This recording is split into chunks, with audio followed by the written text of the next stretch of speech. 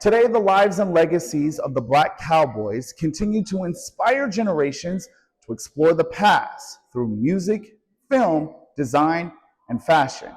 But before we dive into that, we must understand the significance of the Black Cowboy.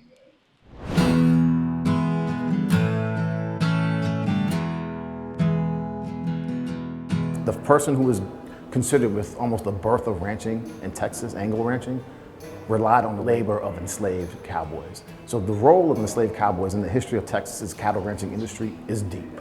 Today, are there any Black Cowboys in San Antonio? I mean, yes, there are, and there are trail riding groups that operate here in San Antonio. Personally, what I've gotten to know over the last few years is Tex Williams. He was the first African-American high school bull riding champion in the state of Texas. Wow. And you would never know it.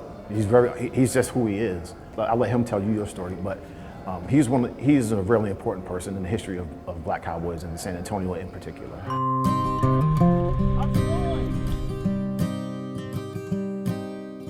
I went to E.A. Greer High School in El Campo, Texas. And I ended up going to South Texas Junior College in Houston. And I went there for 1 year. And I didn't put in my student deferment for the next year and got drafted. And then I ended up going to Vietnam. I started riding horses, I would say around 3.5. My father put me on a horse, and I've been riding horses ever since. The word cowboy come back from slavery. And a lot of people would say it's hard to believe, but that's where it comes from. And now, that's all you hear is cowboy. They had the yard boy, they had the house boy, they had the field boy, and they had the cowboy. Now the field boy was the one who worked in the field, the house boy works in the house, and the cowboy worked the cattle. That's why the word cowboy. Back in the day, the white guys that were so-called cowboys, they were called cowhands. Rosenberg, the biggest part of the ranches down there in Rosenberg, Texas, they were black. There were a lot of black cowboys, but they just weren't exposed, in the day. There were a lot of black rodeos, and there are a lot of black cowboys. They ride just as good as the white cowboys. And when they worked together, when we all worked together, there wasn't any separation. It was just like man for man. Whatever you were doing, you go do it, or we help you to do it. That was it. I was born and raised in El Campo, and Warden is 14 miles from El Campo. They wouldn't let me ride in high school there. But I had already won the Texas champion bareback rider in '67. I was already going to the national final, but they wouldn't let me ride in the little rodeo that they had there in Warden. I ended up winning the bull riding that year. Wow. And I couldn't participate in the high school rodeos before '64. '64 was when the integration was, and that's when, but there weren't any black kids that was rodeoing in my time. They were there, don't get me wrong, but they weren't rodeoing, And by me being on a working ranch, I wanted a rodeo, and my dad used to take some of the kids from the ranch to the rodeos, and I would go with him. I was rodeoing with grown men. I rodeoed with grown men. And when they integrated, I started trying to go to the high school rodeo. And the ranch that I worked on, a good friend of mine, he and I grew up together. And he went to these high school rodeos. And my dad used to take the horses for him. And I would ask him, I said, how come I can't ride with him? He just told me, he said, it wasn't your time yet. And at the time I didn't explain it. But I knew I could ride as good as they were riding, if not better. Well, I placed first in one go-around in the steer wrestling. I placed a go-around in the barrack riding, and then ended up placing third in the average. And I had points in the bull riding, but I couldn't ride my other bull because, they kicked me out the bull riding. I was an all-around runner-up. So, You can say I'm the first black to go to the National High School Finals place, and then I was all around runner-up that year. That was in '67. '68, I come back, I won the barrack riding and the bull riding in Texas. No other black was participating.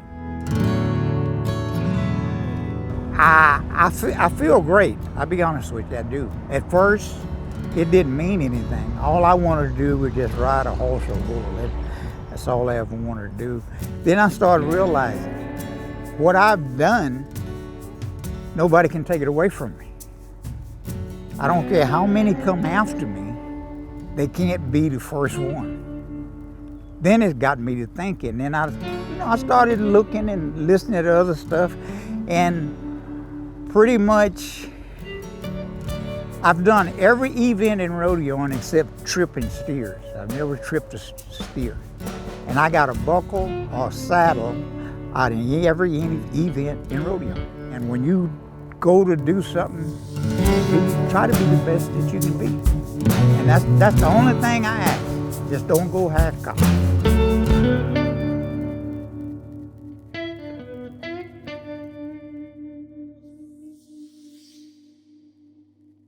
Texas has done a very good job of defining itself as Western and not Southern, right? But what this exhibit does is it shows that Texas is Southern because of slavery, and let's not forget that Texas was one of the top cotton producers in the South. But it also shows that slavery was a very malleable system because it could be used to have people labor as enslaved captives. You need to understand where you come from. And the broader that understanding is, the easier it is to accept that other people are also American, right? That people who maybe we don't imagine as American are American, right? And when we bring this to a wider world, even if it goes to Europe, right? They will begin to see that, wait a second, the West wasn't only European people. They were people of African descent. And that broadness means that we have a more inclusive America. America that actually represents all the people that are in America. The rest of this exhibit looks at Black cowboys that are active today, that are around today, that are doing the work of a cowboy today, whether it be on the rodeo or on the ranches, like the Wilcoxes and the Alexanders and the Jones family, right? And people at the George Ranch and the Hawkins Ranch, that these are still active ranches. Some of them are owned by African Americans and some of them are now state parks. But what we're able to do is we're able to show the connection from the past into today.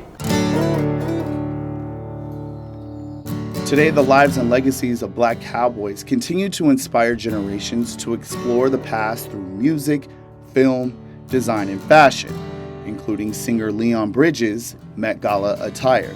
Now, the music superstar represented his home state by wearing a suit decorated with blue bonnets, all inspired from this same exhibit. In this exhibit in particular, I've seen that it has helped people engage with each other. It's brought communities together, which sounds crazy to me to say that, but I've seen it where it's because this exhibit was brought to another museum.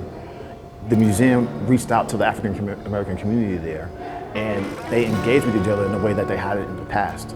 Why? Because these people saw themselves in the museum once again. Now, when it comes to Leon Bridges, I would have never guessed that, but yet, we know Western fashion is popular, and his expression of this exhibit, to me, I think is powerful because that's what he felt and what he saw when he came here. The wider public needs to understand that there were Black cowboys, and that the myth that Hollywood creates in the 30s, 40s, and 50s is not an accurate depiction of the West. The West was a multicultural space. It was a multicultural space full with people of Mexican descent, Native Americans, African Americans, and European Americans, right? Working in these ranches, oftentimes together. So the significance of this is that we are changing the narrative, expanding what we think of as the American West. I've been humbled by this exhibit. The people that have come up and I've been able to speak to, and just the fact that they have been so influenced by it and impacted them so much is humbling because, for me, my only job is to tell these people's stories, right? These people were hidden, right? And almost intentionally, right? It was almost like their stories were forgotten. And so for me, it was important that their histories, their stories were just shared, right? Shared with compassion, shared with the dignity that they didn't always receive in life. And so I just wanted to do that. Yeah. I just wanted to tell these different stories because I knew that these stories hadn't been heard. But to see that the impact that it's had on other people, the way that they have received it is just humbling, right? Because this is not about who I am. This is about these men and women that play such an important role in the industry that has not given them the credit that they deserve.